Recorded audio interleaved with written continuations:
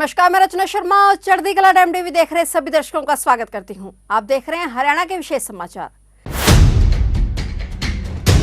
प्रधानमंत्री नरेंद्र मोदी ने रविवार को अपने मासिक रेडियो कार्यक्रम मन की बात की 98वीं कड़ी में स्वच्छता कार्यक्रम से जुड़े हरियाणा के दुल्हेड़ी गांव के युवाओं का जिक्र किया। उन्होंने कहा कि स्वच्छ भारत अभियान ने हमारे देश में जन भागीदारी के मायने ही बदल दिए हैं। देश में कहीं पर भी कुछ स्वच्छता से जुड़ा हुआ होता है तो लोग इसकी जानकारी मुझ तक जरूर पहुंचाते हैं। हरियाणा के मुख्यमंत्री मनोहर लाल ने करनाल में प्रधानमंत्री नरेंद्र मोदी के मन की बात कार्यक्रम का प्रसारण देखा। इस मौके पर स्थानीय नागरिक भी मौजूद रहे। प्रधानमंत्री ने दुल्हेड़ी गांव के युवाओं की हौसला अफजाई करते हुए कहा कि इन युवाओं ने तय किया है कि हमें भिवानी शहर को स्वच्छता के मामले में एक मिसाल बनाना है। उन्होंने युवा स्वच्छता एवं जन सेवा समिति नाम से एक संगठन बनाया। इस समिति से जुड़े युवा सुबह 4 बजे भिवानी पहुंच जाते हैं और शहर के अलग अलग स्थलों पर ये मिलकर सफाई अभियान चलाते हैं। ये लोग अब तक शहर के अलग अलग इलाकों से कई टन कूड़ा साफ कर चुके हैं। उल्लेखनीय है कि गांव दुल्हेड़ी के 3 युवाओं ने 3 साल पहले गांव को साफ सुथरा बनाने का बीड़ा उठाया था। अब युवाओं की इस टीम में 60 से ज्यादा युवा जुड़ चुके हैं। युवाओं के प्रयास से गांव साफ सुथरा नजर आने लगा है। गांव के लोगों में भी स्वच्छता के प्रति जागरूकता बढ़ी है। मुख्यमंत्री मनोहर लाल कल सीएम सिटी करनाल के दौरे पर थे। मुख्यमंत्री ने वार्ड में हो रहे विकास कार्यों की समीक्षा भी की। कार्यकर्ताओं के साथ मीटिंग करने के बाद मुख्यमंत्री ने प्रेमनगर स्थित अपने आवास पर प्रधानमंत्री नरेंद्र मोदी के मन की बात कार्यक्रम को सुना। इस दौरान सीएम मनोहर लाल के साथ पार्टी कार्यकर्ता और नेता भी मौजूद रहे। मुख्यमंत्री ने कहा कि प्रधानमंत्री की हर बात हमेशा प्रेरणा देने वाली होती है। उन्होंने कभी भी मन की बात कार्यक्रम में राजनीतिक बात नहीं की, बल्कि वे सामाजिक बातों को लेकर हर बार नया विषय लोगों के सामने लेकर आते हैं। सीएम ने कहा कि पीएम के मन की बात कार्यक्रम के माध्यम से समाज में काफी सुधार हुआ है। वहीं करनाल में कार्यकर्ताओं में शामिल होने को लेकर सीएम ने कहा कि वे जब भी करनाल आते हैं तो कोशिश करते हैं कि ज्यादा से ज्यादा जनता से मिलने की कोशिश करें। इसी प्रकार आज भी जनसंवाद कार्यक्रम में लोगों की परेशानियों को सुनकर उनके उचित समाधान किए जाएंगे। इसके अलावा भी मुख्यमंत्री मनोहर लाल ने करनाल में आयोजित कई कार्यक्रमों में शिरकत की। मुख्यमंत्री ने डॉक्टर मंगल सेन ऑडिटोरियम में निफा के द्वारा आयोजित कार्यक्रम में भी शिरकत की। कार्यक्रम में पहुंचने के बाद कार्यक्रम के आयोजकों के द्वारा मुख्यमंत्री का बैच लगाकर उनका स्वागत किया गया। इस कार्यक्रम के बाद सीएम ने जनता दरबार लगाया, जहां उन्होंने आमजन की समस्याओं को सुना और उनका समाधान किया। देखिए, जैसे हम सब ने देखा है कि आज प्रधानमंत्री जी की मन की बात का 98वां जो एपिसोड है वो आज चला है और इसके साथ ही एक बहुत बड़ी लंबी श्रृंखला, जैसा बताया गया कि 1-2 महीने के बाद 100वां जो एपिसोड होगा उसमें भी बहुत बड़ी प्रेरणादायक बातें वो करेंगे। हर एपिसोड में उन्होंने देश की कोई ना कोई नई विधा, कोई किसी समस्या की तरफ करना, कोई प्रेरणा की बातें, ये सब की है। और एक बात हम सब ध्यान करते हैं कि कभी भी इस मन की बात में उन्होंने कोई राजनीति की बात कभी नहीं की है। सामाजिक बातों को लेकर के हर बार कोई ना कोई नया विषय लोगों के सामने आया है और मैं समझता हूँ इससे बहुत बड़ा सुधार हुआ है। लोगों को जो उनकी कुछ ऐसी आदतें जिनको ठीक करने की आवश्यकता थी या कुछ नई चीज़ों को लागू करने के लिए, और इससे प्रेरणा पाकर लोगों ने किया है।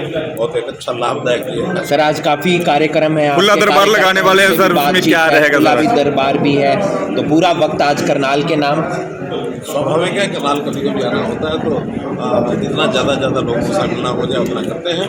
तो आज जो जनसंवाद का कार्यक्रम रखा है उसमें जो भी लोगों की कुछ ग्रीवेंसेज होंगी, कुछ कठिनाइयाँ होंगी, कुछ बताएंगे। संबंधित अधिकारी भी होंगे, उनके साथ बात। खेलों का पावर हाउस कहा जाने वाला हरियाणा एक बार फिर से खेलों के महाकुंभ के लिए तैयार है। राज्य में जल्द ही 26वीं अखिल भारतीय वन खेलकूद प्रतियोगिताओं का आयोजन होने वाला है। मुख्यमंत्री मनोहर लाल ने अपने निवास स्थान संत कबीर कुटीर पर 26वीं अखिल भारतीय वन खेलकूद प्रतियोगिता का लोगो व शुभम जारी कर इन खेलों का आगाज कर दिया है। इस अवसर पर स्कूल शिक्षा एवं वन मंत्री कंवरपाल गुर्जर भी उपस्थित रहे। मुख्यमंत्री ने कहा कि यह हमारे लिए गर्व की बात है कि 26वीं वार्षिक खेलकूद प्रतियोगिता का आयोजन हरियाणा राज्य द्वारा किया जा रहा है। इससे पहले भी 2 बार वर्ष 2003 में 10वीं एवं वर्ष 2013 में 13वीं बार भी राज्य में इस प्रतियोगिता का सफलतापूर्वक आयोजन किया जा चुका है। इस बार 10 से 14 मार्च तक इन खेलों का आयोजन किया जाएगा, जिसमें समस्त राज्यों, पर्यावरण और वन मंत्रालय, भारत सरकार, केंद्र शासित प्रदेशों एवं वन अनुसंधानों के लगभग 2500 प्रतिभागियों के भाग लेने की संभावना है। वन विभाग में ग्रुप सी में फॉरेस्ट गार्ड के पद पर खिलाड़ियों को नियुक्त कर अलग अलग खेल टीमें बनाई जाएंगी। मुख्यमंत्री ने खेलों के मस्कट का कृष्णांकन किया, लोगो एवं मस्कट का अवलोकन किया। गौरतलब है कि पर्यावरण, वन एवं जलवायु परिवर्तन, मंत्रालय भारत सरकार प्रतिवर्ष अखिल भारतीय वन खेल कूद प्रतियोगिता करवाता है, जिसका जिम्मा प्रतिवर्ष किसी राज्य को सौंपा जाता है। 26वीं वन खेल कूद प्रतियोगिता का जिम्मा हरियाणा वन विभाग को दिया गया है। वन एवं पर्यावरण मंत्रालय भारत सरकार द्वारा वर्ष 1993 वन विभाग में खेलों के समुचित प्रोत्साहन के लिए वार्षिक अखिल भारतीय वन खेल कूद प्रतियोगिता का आरंभ किया गया, जिसका प्रथम आयोजन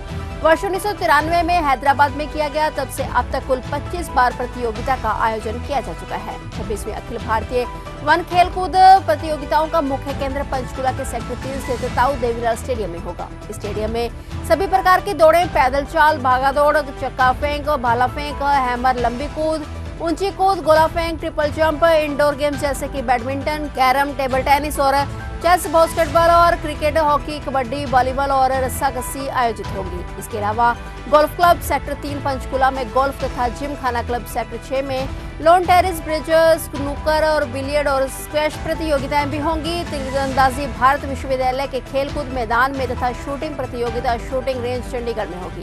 भारोत्तोलन प्रतियोगिता राजकीय महाविद्यालय सेक्टर 1 पंचकुला में आयोजित होगी। सभी प्रतियोगिताओं में 285 तरह के खेल कार्यक्रम आयोजित होंगे। इसमें महिलाओं व पुरुषों के लिए ओपन, वेटरन और सीनियर वेटरन श्रेणी के लगभग 2500 प्रतियोगी हिस्सा लेंगे। ओपन श्रेणी में सभी भाग ले सकते हैं। वेटरन व सीनियर वेटरन श्रेणी 45 वर्ष से 52 वर्ष तक तथा सीनियर वेटरन 52 वर्ष से ऊपर के प्रतियोगियों के लिए है, जो 43 टीमों के रूप में 36 राज्यों एवं केंद्र शासित प्रदेशों और 7% संस्थाओं से आ रही हैं। आयोजन के लिए यातायात की व्यवस्था, खान पान, स्वागत, आवास एवं सफाई आदि के लिए अलग अलग कमेटी का गठन किया जा चुका है। सभी खेल स्थलों को प्लास्टिक मुक्त रखा गया है और सभी जगह G20 तथा लाइफ यानी लाइफ स्टाइल फॉर एनवायरनमेंट का लोगो भी अंकित किया जाएगा।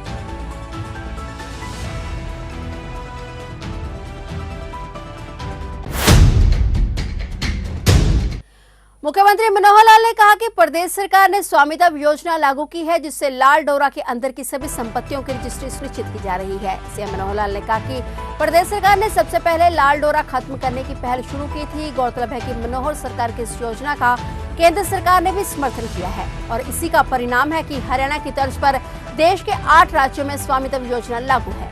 देखिए, स्वामित्व ये हमने शुरू किया था 2017 में। और क्यों शुरू किया था? लाल डोरा गांव का जो होता है, डिमांड तो ये आती थी लाल डोरा बढ़ा दो। क्यों बढ़ा दो? लाल डोरा में कोई नियम लागू नहीं होता, किसी को बेच दी, खरीद दी, उसका तो रेवेन्यू में भी उस मान्य नहीं है। सब कहा कि लाल डोरा में तो केवल पंचायत को अधिकार है, वो जो कुछ कह दे वो फाइनल है। लेकिन इसके कारण से झगड़े बहुत थे और कई तरह की मिसमैनेजमेंट इसके अंदर होती थी। हमें अल्टीमेटली कुछ लोगों ने विचार दिया कि लाल डोरा बढ़ाने के बजाय लाल डोरा खत्म कर दो। हमने उस विषय को समझा तो ध्यान में आया कि हाँ ठीक है, पहली बार पंचायत का ग्राम सभा के नाते जो कोई कह देगा कि इसकी जमीन है, इसकी इसका मालिक है, इसका मालिक है, वो तो उसकी माननी पड़ेगी। लेकिन उसके बाद उसकी रजिस्ट्रियां करा दो।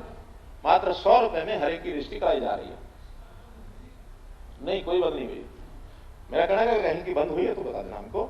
और जो कंप्लीट नहीं होगी, केवल लाल डोरा के अंदर की बात है, लाल डोरा से बाहर नहीं, क्योंकि एक आबादी लाल डोरा से और फिरने के बीच में भी है कि फर्स्ट टाइम की रजिस्ट्री हमको इंश्योर करेंगे हम कि एक बार जितने लाल डोरा के अंदर की रजिस्ट्रियां हैं फर्स्ट टाइम करा लें, और जिन्होंने नहीं कराई उनको टाइम बाउंड भी करेंगे। हो सकता है कि वो फिर भी ना करा रहे हो, ठीक है जी, क्यों करानी, 100 रुपए भी क्यों देना, वो बंधन लगाएंगे कि इस टाइम के अंदर जो करा लेगा, इसके बाद फिर रेट पूरा कर देंगे। क्योंकि 100 रुपए तो इसलिए भी पहली बार करा रहा हो, पंचायत के कहने पर करा रहा, लेकिन इसको अनएंडिंग नहीं रख सकते। उसका टाइम बाउंड हो सकता है, इस टाइम बाउंड के आधार पर ही कहीं बंद कर दी हो, लेकिन एक मौका देने के लिए और हम करेंगे। और उसके लिए जहां जहां जिन गांवों में लाल डोरा के अंदर, क्योंकि उनकी ड्रोन मैपिंग से गांव की हो चुकी है, हर एक का पता लग गया है कि ये प्लॉट इतना यहां से यहां तक इसका है, वो ड्रोन मैपिंग के आधार पर ही उसकी रजिस्ट्री होनी है। वो जहां नहीं बंद है, जहां उसको खुलवाएंगे और एक मौका देंगे। फैमिली डिस्प्यूट होगा, उसकी भी कोई प्लानिंग बनाएंगे हम, कोई पॉलिसी बनाएंगे, या तो उस फैमिली का डिस्प्यूटेड रजिस्ट्री करके और उसको जमा करा देंगे कोर्ट में या कहीं भी। जब फैसला होगा जिसकी होगी ले जाएगा कोई। मिलाकर ये लाल डोरा की व्यवस्था खत्म करने स्वामित्व की योजना मैं आपको बताना चाह रहा हूँ पूरा उसको कि हमारे शुरू करने के बाद पहला प्रदेश हरियाणा ही था और ये हमने यहाँ शुरू किया था, किसी को ध्यान नहीं था। बाद में प्रधानमंत्री जी ने हमसे पूछा स्पेशली क्या है, जब उनको सारा बताया, उन्होंने अपने अधिकारियों से चर्चा की और अंततः आज 8 प्रदेशों में स्वामित्व योजना ये चालू हो गई और सब जगह ड्रोन मैपिंग हो रही है। तो ये थे हरियाणा के विशेष समाचार और नए समाचारों के साथ फिर से हाजिर होंगे। तब तक के लिए देखते रहिए चढ़ती कला टाइम टीवी और अब मुझे दीजिए इजाजत। धन्यवाद।